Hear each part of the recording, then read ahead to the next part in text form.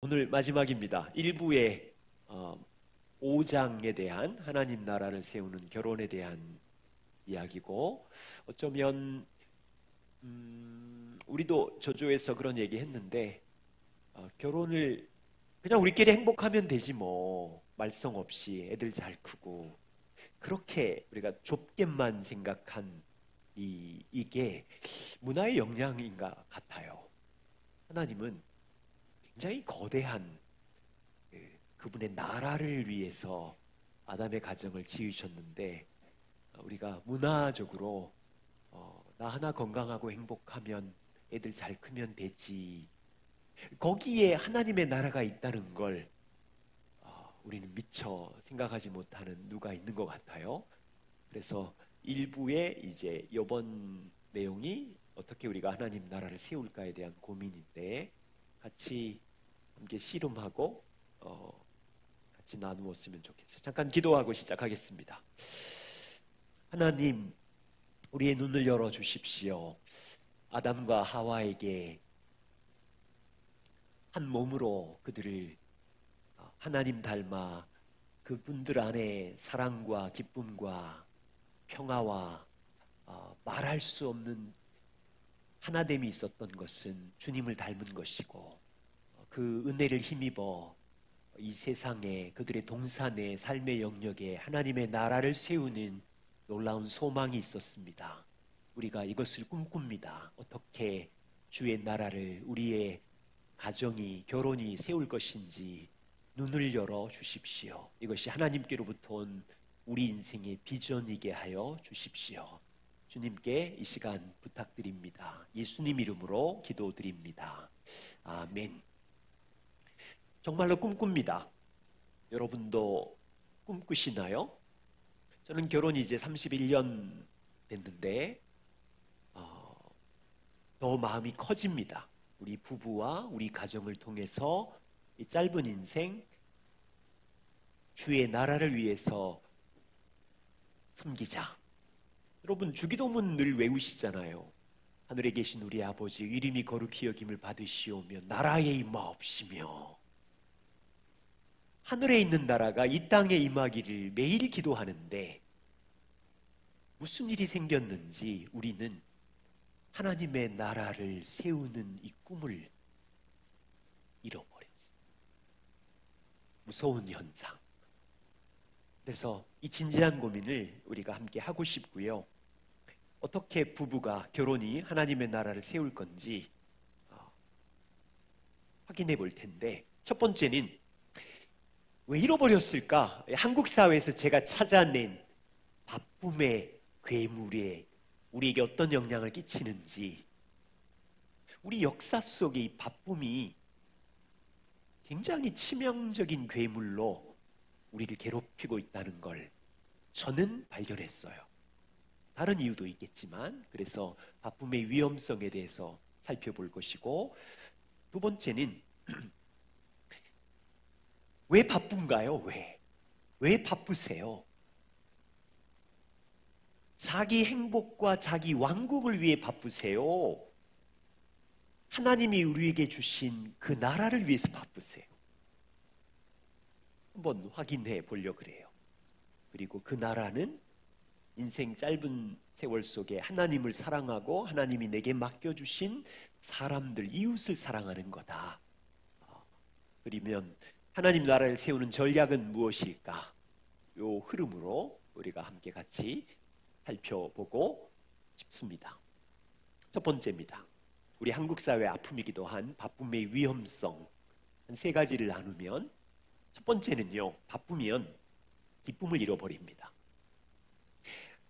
유독 한국에는 빨리빨리 문화가 있어요. 깊이 외국 여행 가보셔요. 그냥 그 친구들이 한국말 모르는데 뭐 하나 팔려고 빨리 이러면서 쫓아와요.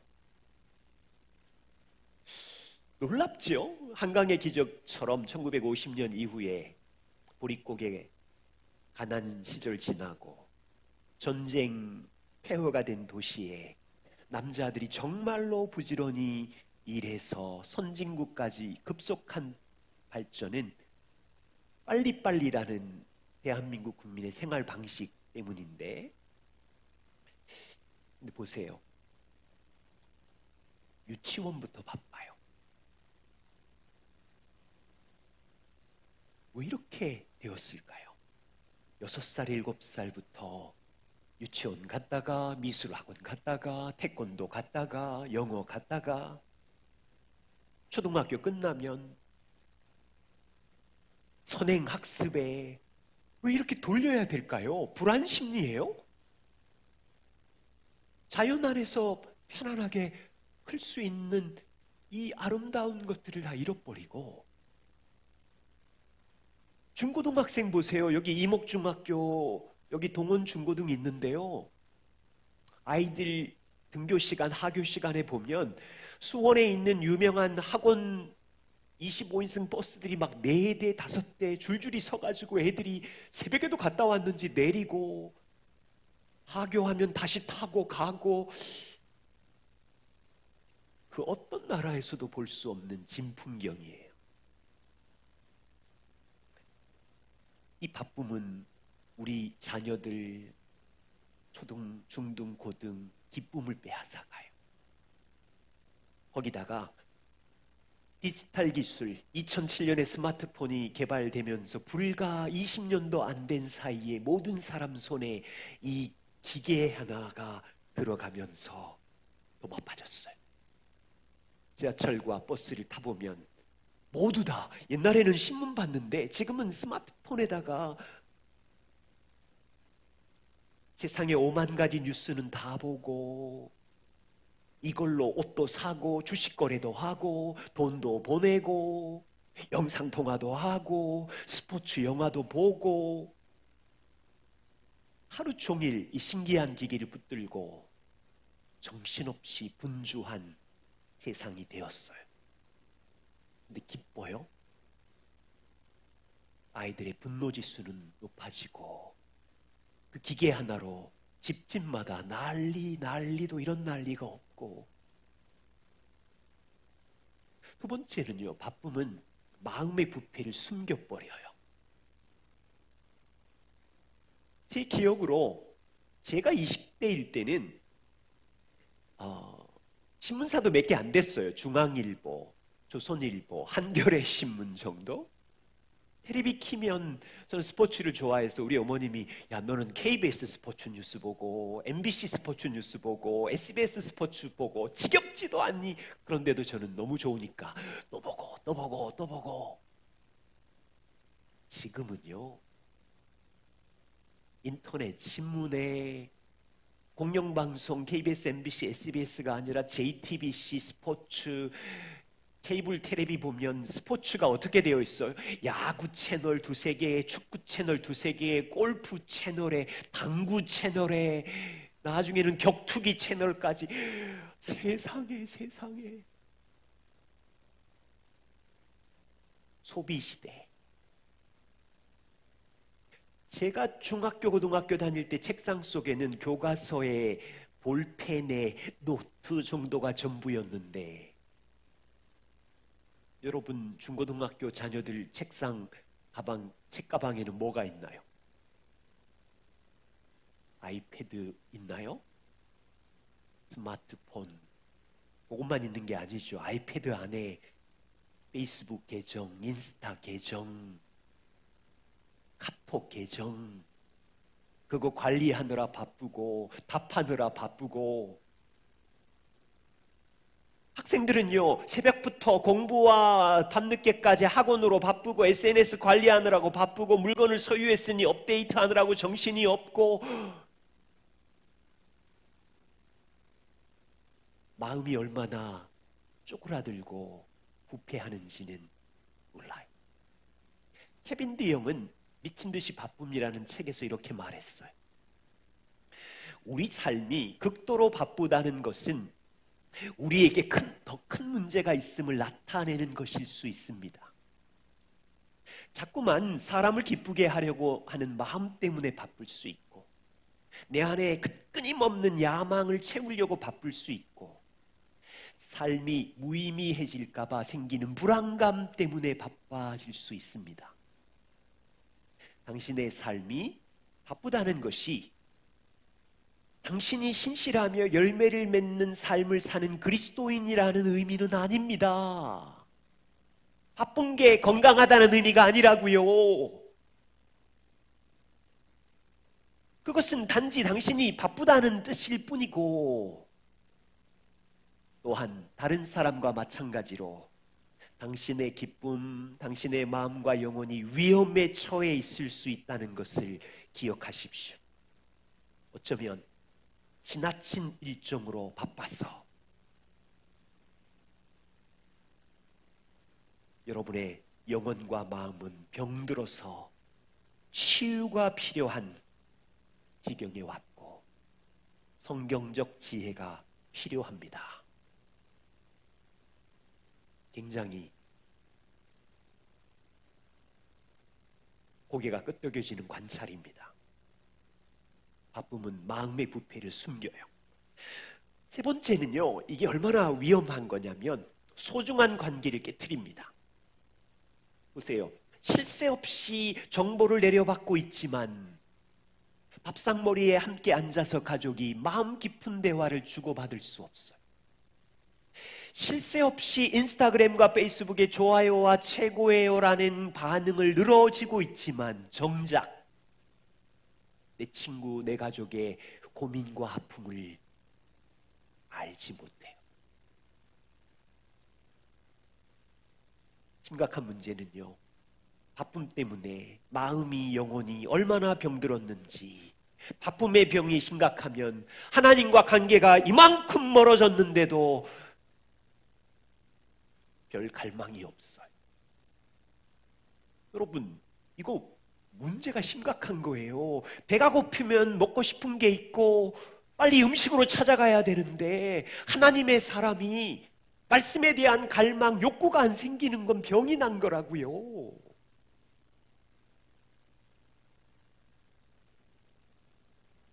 웨인 밀러는 이렇게 말해요. 성공적인 바쁜 삶은 폭력적인 일이 되어버렸습니다. 우리는 자신의 몸과 전쟁을 벌여서 몸을 한계까지 밀어붙여서 바쁘게 살아갑니다. 이 바쁨이 자녀와도 전쟁을 벌이고 있습니다. 자녀의 상처를 입고 두려움에 떨고 있는데도 부모는 자녀와 함께 할 시간을 내지 못할 정도로 바쁩니다. 자신의 영혼도 병들어가는 전쟁을 벌이고 있어요.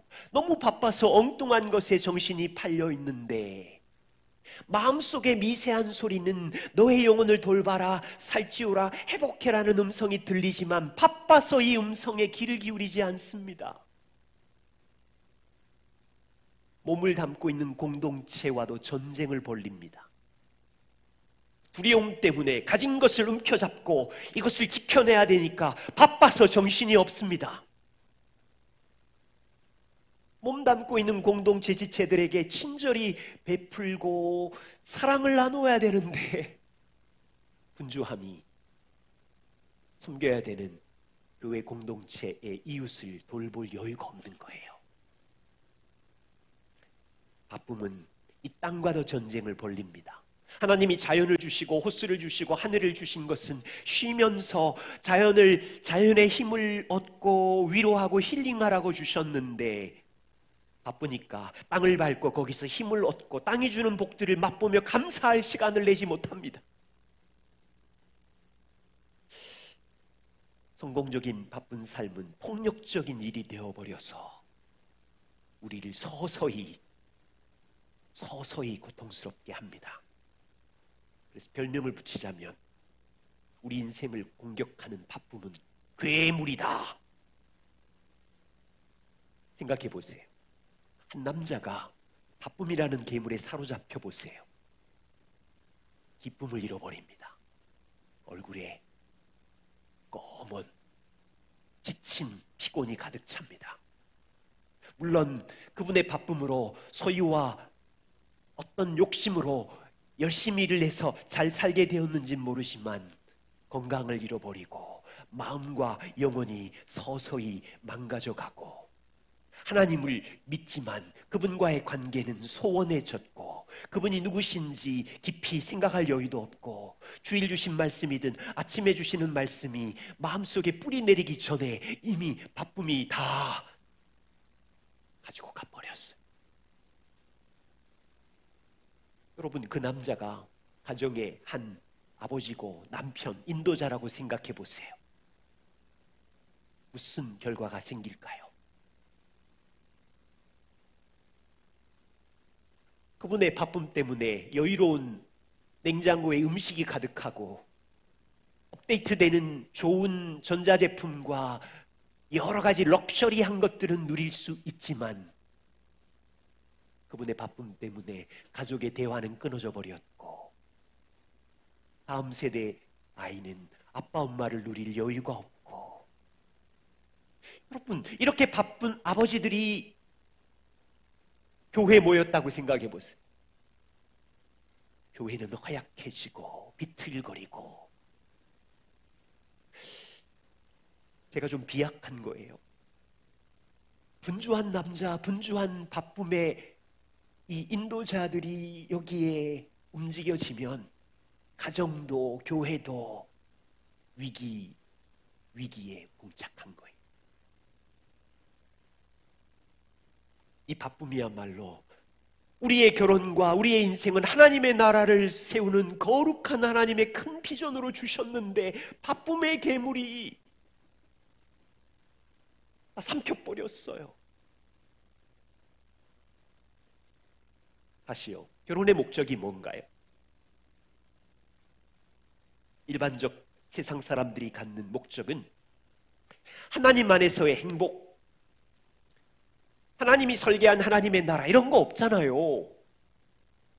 일반인들의 결혼의 목적은 건강하고 행복하고 노후가 괜찮고 걱정 없는 성취와 성공을 가지는 것, 자기 힘과 능력으로 자기 왕국을 세우는 것. 그럼 동의가 돼요. 바쁘겠구나. 자기 왕국 세워야 하니까. 조금 더 많이 가져야 되고 조금 더 넓은 데 살아야 되고 조금 더 럭셔리한 윤택한 삶을 살아야 되니 일반인들의 분주함, 바쁨은 당연합니다. 요즘 시대는 젊은이들이 안 그렇더라고요. 균형을 찾으려고 애를 쓰던데 문화적으로. 자, 성경적 결혼의 목적은 무엇인가요? 1장에서 함께 공부했죠. 하나님의 마음. 두 사람이 가치와 동등, 존엄성에서는 동등하지만 역할이 달라요. 결혼의 목적은 뭡니까? 두 사람이 하나가 되는 거죠. 하나가 되는 게 쉽지 않죠. 하나님의 말씀 안에 서로 다르지만 하나가 되고 하나가 되어서 하나님이 내게 맡겨주신 에덴 동산 땅과 거기 거하는 사람들을 섬기며 하나님의 나라를 확장하는 것이죠. 개인의 행복이 아니라 개인의 왕국을 만드는 차원하고 너무 다르죠. 세상 속에 그리스도와 교회의 비밀인 하나님의 사랑을 세상 속에 흘려보내고 다음 세대에 흘려보내는 놀라운 비전을 하나님은 남자와 여자에게 주셨죠. 여러분, 잠언 29장 18절에 솔로몬이 이렇게 말합니다. 묵시가 없으면 백성이 방자에 행하거니와 율법을 지키는 자는 복되도다. 아시는 것처럼 묵시는 비전이라고 말하죠. 방자에 행한다는 말은요, 신중함이나 자제력 없이 우왕좌왕한다는 뜻입니다. 자, 그러면 하나님의 백성에게 묵시, 비전이 없으면 어떻게 됩니까? 신중함이나 자제력 없이 대충 살게 되겠죠. 하나님의 백성이 결혼에 대한 하나님 주신 목표와 비전을 깨닫지 못하면 인생을 신중하게 생각하지 못하죠. 그럼 어떻게 돼요? 이 땅에 눈에 보이는 세상에서 말하는 결혼을 쫓다가 방자히 행하고 우왕좌왕하면서 도토리 키재기를 하겠죠. 집이 얼마나 커, 얼마나 멋진 차야, 아이들은 어떻게 됐어. 하나님께서는 하나님의 아들의 복음을 통해서 우리를 사랑하사 우리를 구원해 주셨고, 두 사람을 결혼 안에 한 몸 되게 하셨고, 두 사람이 주인이신 그리스도를 사랑하면서 세상 사람이 추구하는 것처럼 자기 행복의 면류관을 쌓아가는 작은 목표를 주신 것이 아니라 그 나라를 섬기는 목표를 주셨어요. 그런데 이 땅의 교회 안에 있는 그리스도인들은 별로 다르지 않는 것 같아요. 세상 사람들이랑. 세상의 드라마와 문화가 말하는, 토크쇼에서 말하는 굉장히 가볍고 초라한 작은 목표의 결혼의 비전, 하나님이 주신 비전은 깡그리 무시하고 우왕좌왕 초라한 삶. 창세기를 연구하면서 하나님이 주신, 부부에게 주신 이 결혼의 목표를 신중하게 이해하고, 여보, 당신이랑 나랑 하나 되는 것이 주님께 기쁨이 되고, 서로 용납하고 용서하고 격려하고 사랑하는 이것이 다음 세대와 세상의 빛이 되어서 하나님의 나라를 섬긴다는 이 신중한 그 나라를 위한 목표를 붙들고 씨름해서 분주해야 되는데 엉뚱하게 분주한 거예요.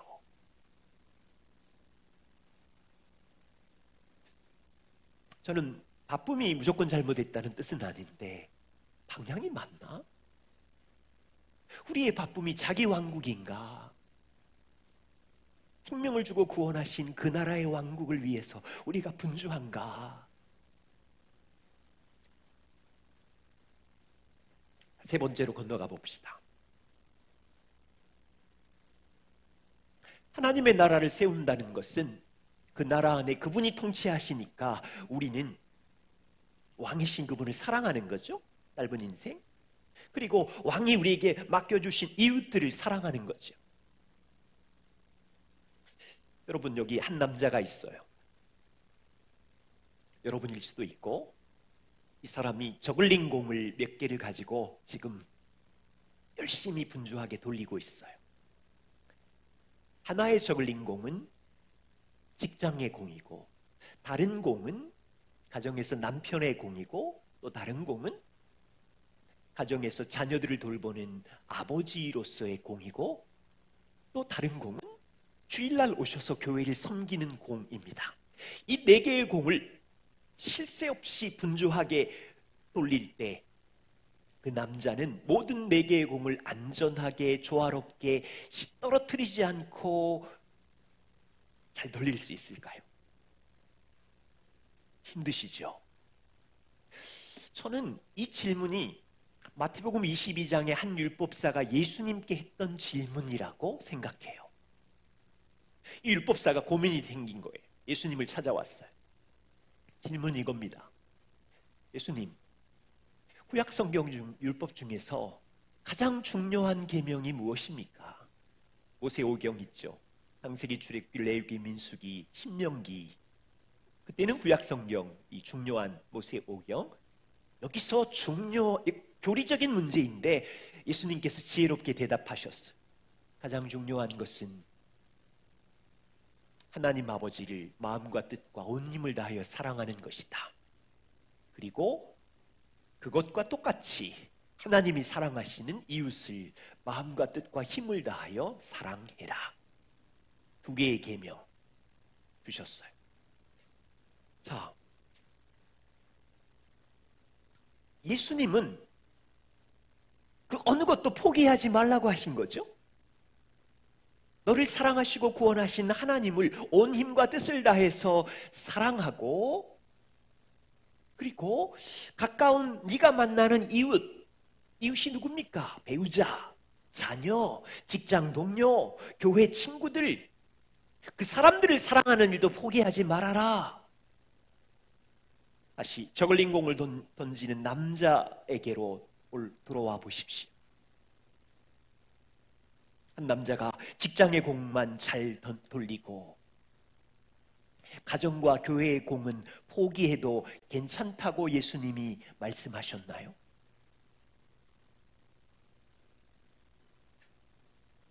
예수님은 너희들이 하나님을 가장 사랑할 뿐 아니라 동일하게 하나님께서 너희에게 주신 나의 소유, 자녀들을 사랑하고 네가 만나는 회당, 교회의 가족들을 사랑하고 너가 섬기는 일터, 직장의 동료, 그 이웃까지도 사랑해라.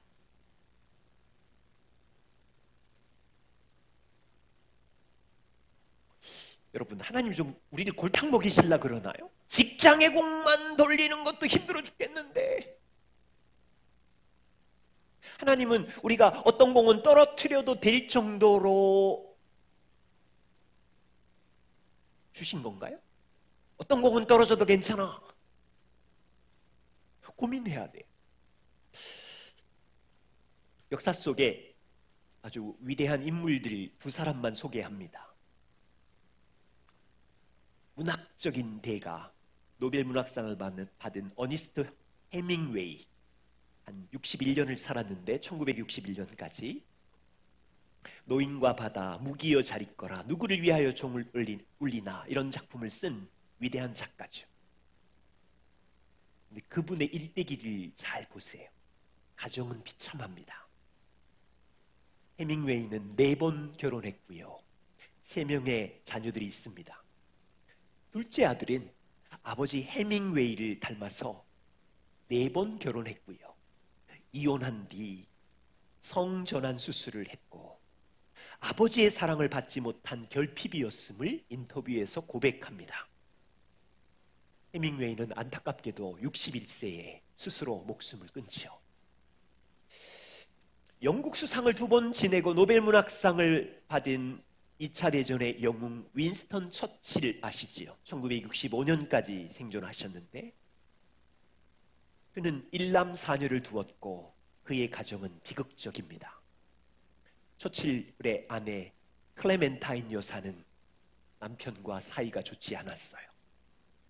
처칠의 장남 랜돌프는 아마 명품을 좋아했는지 사치가 심했고 폭음과 폭식을 일삼았고 가정은 깨어졌고 알코올 중독으로 사망했어요.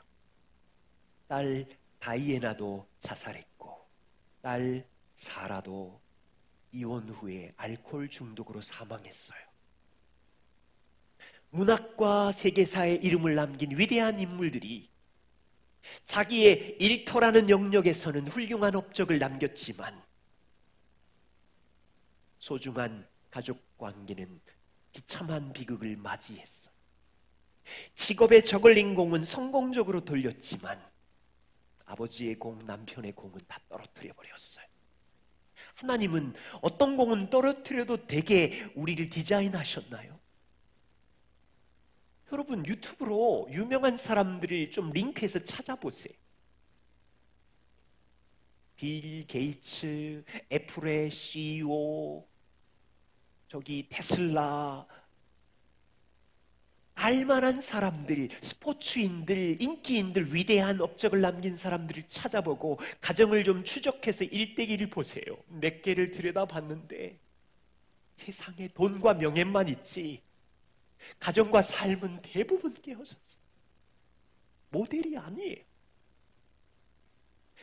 질문이 이거예요. 하나님은 우리에게 불가능한 임무를 맡기시고 골탕 먹이시는 잔인한 분이신가?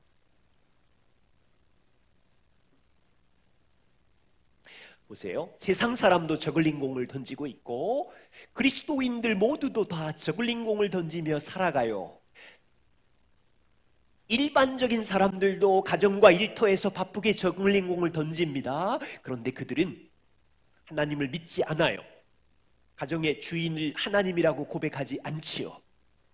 그런데 그들이 말하는 행복과 성공을 추구하며 저글링공을 얼마나 바쁘게 돌리고 있습니까? 그들이 돌리는 직장의 공의 목표는 높은 연봉과 직급, 남들보다 빠른 성공, 윤택한 삶을 위해서 분주하게 돌리고요. 그들이 돌리는 가정의 공을 보십시오. 자녀들을 좋은 대학 보내기 위해서 별의별 종류의 프로그램과 물질을 쏟으며 전 많은 케이스를 보았습니다. 그리스도인은 이들과 달라야 되지 않아요? 우리도 가정과 일터에 저글링공을 돌리지만 우리는 하나님이 주신 목표가 있나요? 하나님이 우리를 죄를 사하여 주셨고 새로운 생명을 주셔서 여러분들을 가정의 동산에, 일터의 동산에, 교회의 동산에 두셔서 하나님의 나라를 섬기라고 두셨는데 그분이 주신 비전이 있는지요? 하나님을 사랑하고 내게 허락하신 동산의 사람들, 이웃을 사랑하며 섬기고 있나요? 우리 일생 같이 고민해야 돼. 그리고 어디가 이렇게 구멍이 났고 어떤 공이 떨어지기 직전인지를 살펴서 남편으로서, 아내로서 조금씩 잘하기를 소망한다면 주님은 그 기도를 들으실 거고 그 몸부림에 지혜와 은혜로 인도해 주시리라 저는 믿어요. 여기 계신 분들 중에 나는 어떤 공이 이미 떨어진 것 같아. 떨어질 지경이야. 하나님이 우리가 이런 주제를 나눌 수 있게 하시면 은혜라 믿습니다. 이제부터 조금씩 그럼 어떻게 내게 주신 동산을 다시 일구고 그 나라를 세울지 고민하는 것이요. 마지막 전략입니다. 하나님의 나라를 세우는 전략 같이 나누고 싶어요. 예레미야 29장 4절부터 7절까지 있는 바벨론의 포로로 잡혀간 백성들에게 예레미야 선지자가 보세요. 바벨론의 포로로 갔어요. 우리로 말하면 일제시대 때 식민지 아래 있는 성도라고 생각하면 되겠지요. 그들에게 예레미야가 너희가 바벨론 땅에서 하나님의 나라를 세우는 전략을 이야기합니다. 이것이 우리에게 도움이 되는 전략을 살필 수 있는 몇 가지 중요한 포인트를 찾을 수 있어요. 이스라엘 백성은 포로된 바벨론에서 두 가지 정체성으로 살아가요. 하나는 하나님의 언약 백성으로서 살아가고 있고 두 번째는 바벨론 나라의 식민지 도시 백성으로 살아갑니다.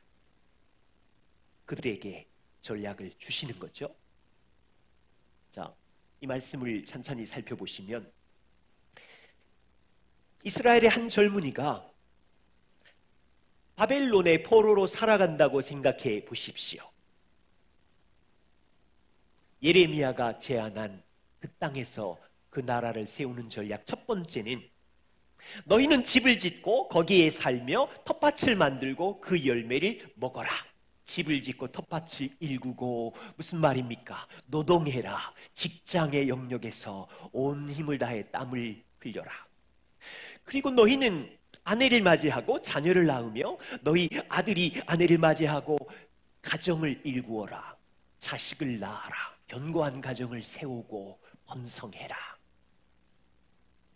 그 다음 전략은 무엇입니까? 너희가 사로잡혀간 바벨론 땅에서 바벨론 성읍에서 너희를 다스리는 지배 계층인 그들을 위해서 평안을 구하고 기도해라. 그러면 어디서 기도하겠어요? 해당에 모이겠죠. 언약 백성들끼리 그룹을 모여서 식민지 나라에 살지만 그들을 통치하는 지배 바벨론 백성들의 평안을 위해서 기도하고 말씀을 배우고 교회 공동체를 이루라는 이야기죠. 그리고 너희는 그 성읍이 평안할 수 있도록 너희도 바벨론 성읍에서 도시 시민으로 살아라. 이런 말입니다. 저와 우리는 어떻습니까? 똑같은 정체성이 있어요. 두 나라 시민이에요. 대한민국이라는 정부, 이 도시에 수원, 서울, 안양, 의왕에 살지만 우리의 다른 정체성은 복음으로 다시 태어난 하나님의 자녀 정체성이죠. 이스라엘 백성이 바벨론에 살 때는 예레미야가 70년 후에 다시 돌아오는 약속을 가지고 바벨론 성읍에 삽니다. 70년 후에는 다시 하나님이 계신 성소가 있는 예루살렘으로 갈 거라는 소망을 붙들고 70년 동안 가정에 자식을 낳으며 가정을 말씀으로 돌보고 있고, 바벨론 도시의 일터에서 텃밭을 가꾸며 노동의 열매를 맺고 있고, 함께 그룹으로 모여서 회당에서 이 도시를 위하여 기도하고 있고, 그리고 그 도시에서 도시의 평안을 구하며 살아갑니다. 그처럼 우리는요, 70년 후가 아니라 인생 짧은 7, 80년이 지나면 영원한 천국의 약속이 되었다는 이 완벽한 성취 천국의 약속을 붙들고 이 땅에서 두 나라 시민으로 살면서 하나님이 내게 주신 가정이라는 영역에서 말씀으로 배우자와 아이들을 돌보고 살고 있고, 월요일부터 금요일까지는 그 도시의 직장 안에 들어가서 그들 속에 말씀의 원리로 돌보고 섬기고 땀을 흘리며 살고 있고, 주말이 되면 교회 공동체로 와서 함께 하나님의 말씀을 배우면서 이 나라의 도시의 평안을 구하면서 살고 있고, 주님이 언제 부르실지 모르지만 천국은 완벽하게 이루어지는 나라인데 그 나라를 기다리며 이 나라와 이 민족을 위해서 걸어가고 있는 거예요.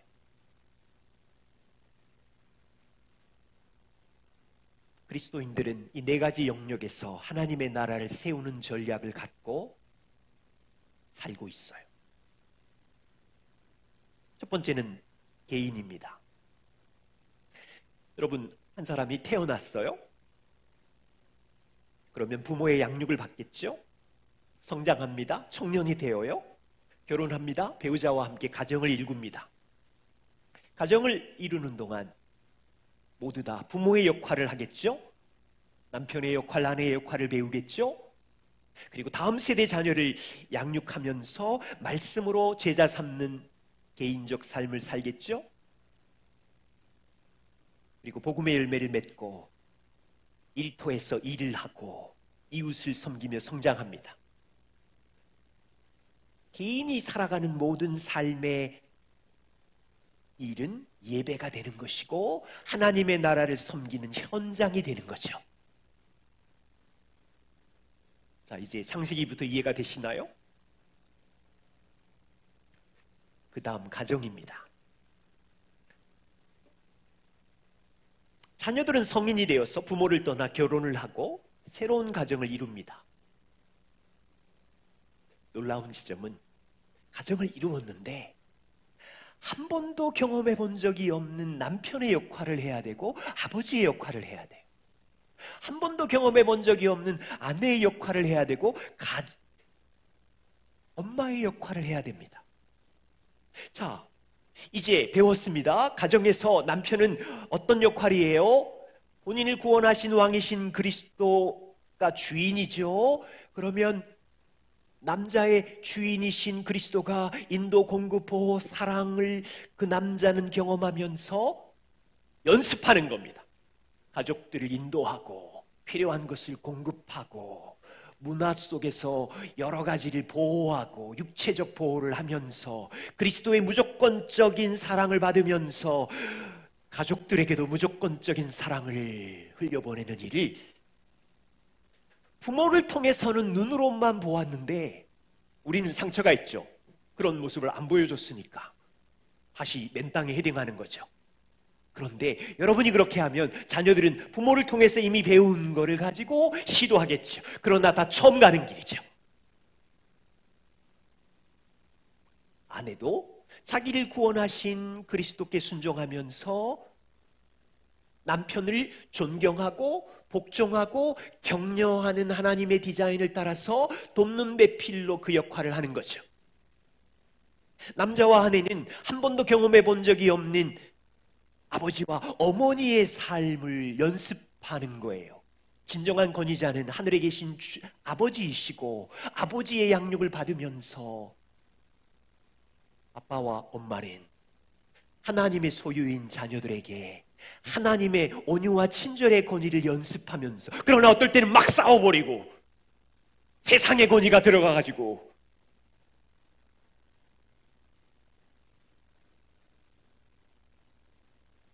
처음 보는 남편과 아내의 역할, 아버지 어머니의 역할을 하면서 우리는 온통 꼬여버린 가정의 고통 속에서 발견하게 되는 것은, 와, 나는 죄인이 맞아. 죄인이 맞아.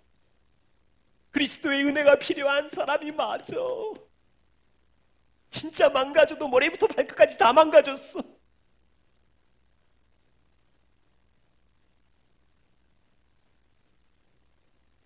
온통 죄인이라는 것을 발견하고, 시간이 지날수록 내 가정을 두 주먹으로 행복하게 할 수 있을 것 같았는데, 시간이 지나면 지날수록 하나님, 내 힘과 두 주먹과 지혜로는 배우자를 변화시킬 수 없고 우리 아이들을 변화시킬 수 없는 무능력자인 것을 고백합니다. 저를 좀 도와주세요. 날마다 당신의 은혜가 아니면 이 가정을 세울 수 없습니다. 그때마다 복음이 필요한 거죠. 남자는 머리이신 그리스도와의 사랑의 교제를 경험하면서, 주님, 저를 좀 도와주세요. 서로 수치스럽고 벌거벗었지만 그분이 우리의 모든 죄를 씻으셨으니 서로 죄사함과 서로 용서함과, 수치와 더러움이 막 일어나도 그분이 입혀주신 의의 옷을 서로 입혀주면서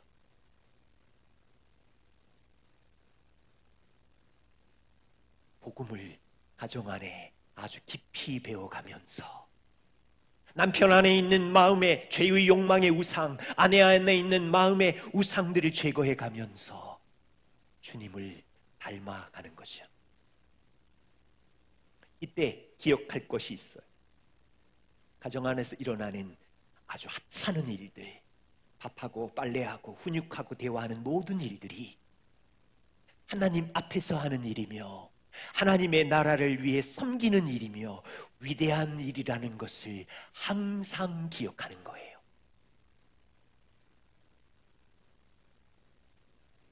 이때 조심할 것이 있어요.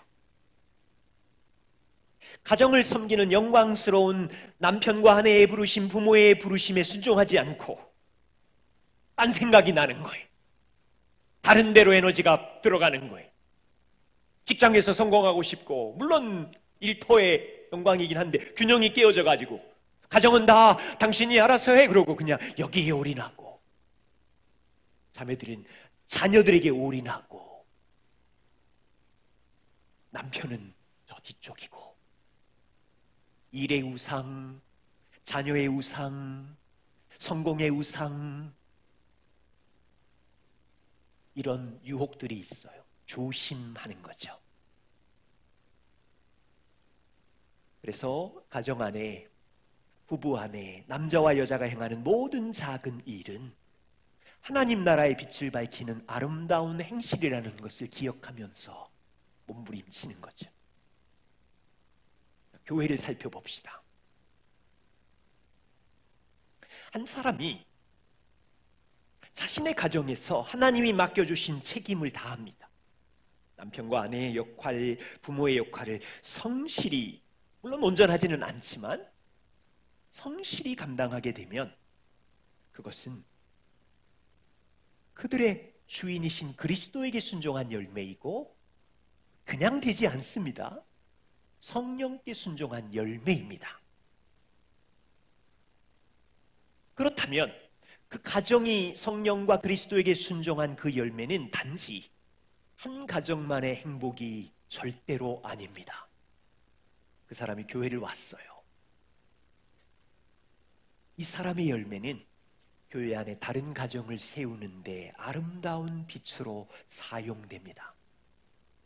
교회 안에 젊은 부부들이 왔습니다. 가정과 결혼을 이제 시작하는 부부가 있습니다. 부부 안에 밀려오는 갈등과 싸움의 골짜기를 어떻게 풀어내는지 이해 못하는 사람들이 곳곳에 있습니다. 그때 복음을 적용하고 착한 행실의 열매를 맺은 이 한 가정의 행복은 교회 모델이 됩니다. 연약한 가정을 이 가정이 돌보고요. 부부 갈등으로 신음하는 가정을 화해시키는 통로가 되고요. 고난의 골짜기의 시즌을 지나는 이 가정 옆에서 위로하고 격려하는 동반자가 되고요.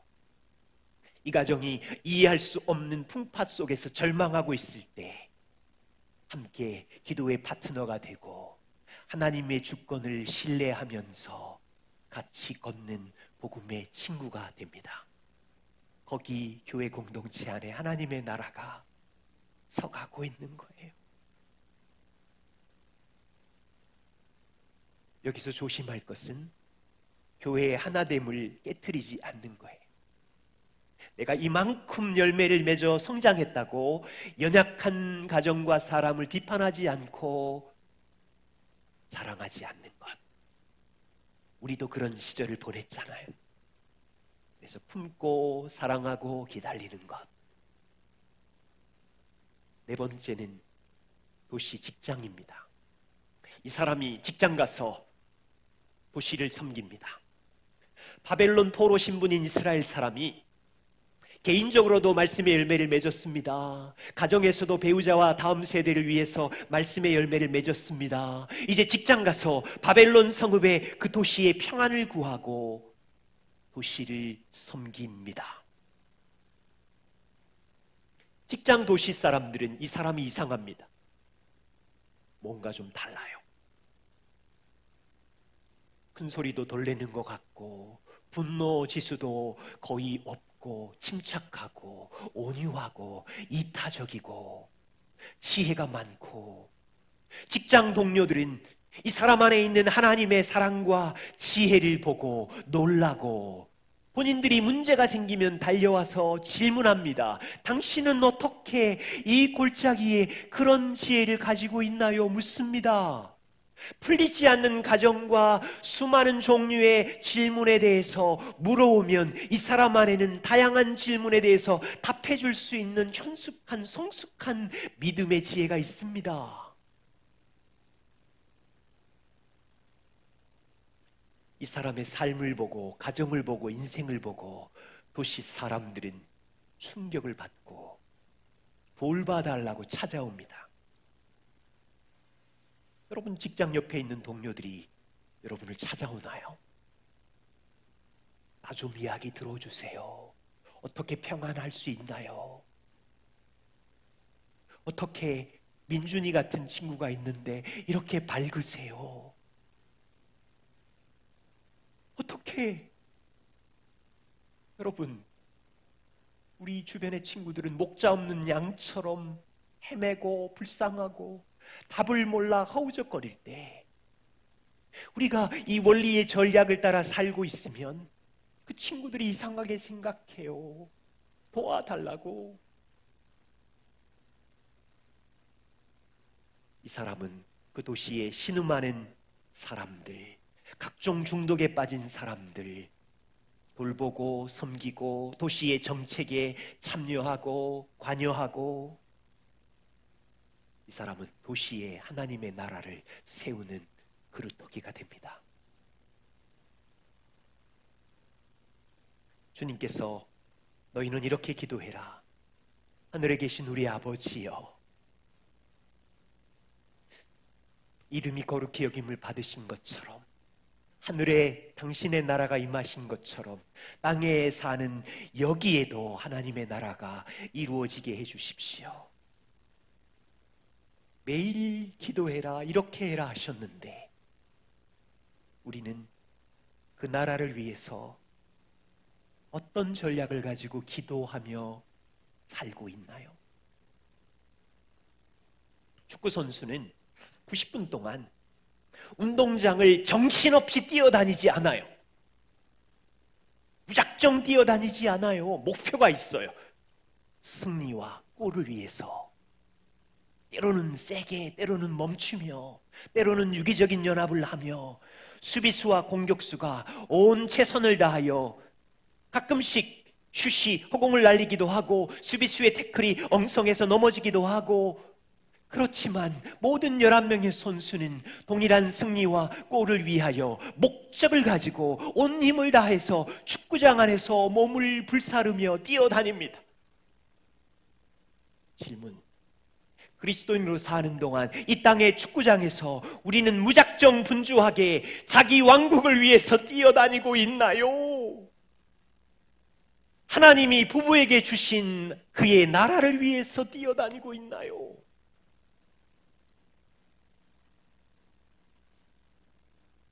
하나님께서 우리에게 맡겨주신 4가지 영역,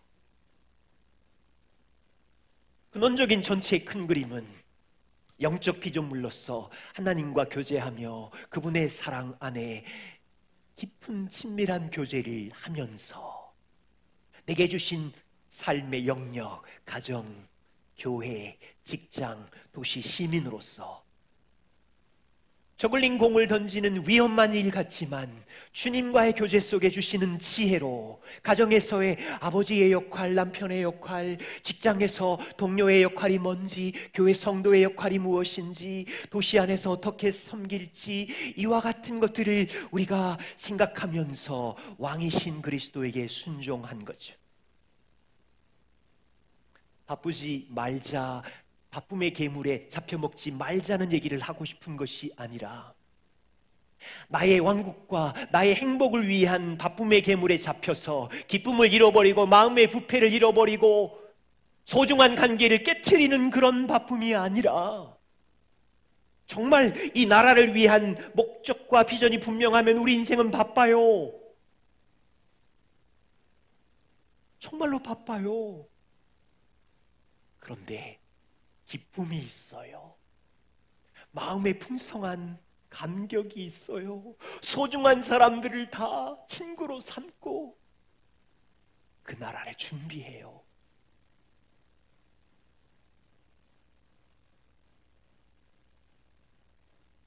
우리 매년 자라고 성장하기를 원해요. 나의 왕국을 세우는 저글링 분주한 선수가 아니라 지혜롭게 하나님의 나라를 세우는 그리스도인으로 같이 자라고 싶어요. 마쳤습니다. 네.